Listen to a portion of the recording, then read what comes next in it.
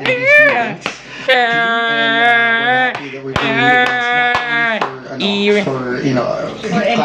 For NBC, but even for in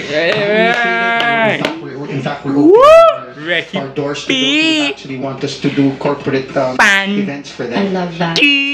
So much more happening for MBC, and of course, you guys could also get a piece of that with Aliwan Fiesta, diba? Enjoy our efforts. Mag-enjoy kayo, promise. And yes, this is just the first, by the way, this episode you're watching now, it's the first of 4 Inside Aliwan Fiesta primers that we have prepared for you.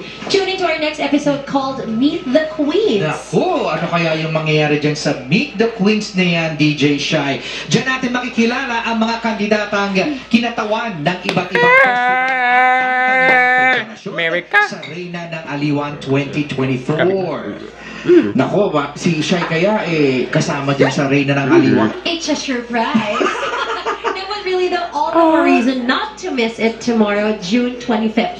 Join us as we have the pleasure of being accompanied by Reyna ng Aliwan Comedy Head, Miss Stephanie Locsin, and the Reyna ng Aliwan 2023, Yan Wellington. Uy, exciting! Sige, no? Excited ako dyan kasi we're gonna meet those beautiful, talented, gorgeous, intelligent, isa lang siya bukas sa end.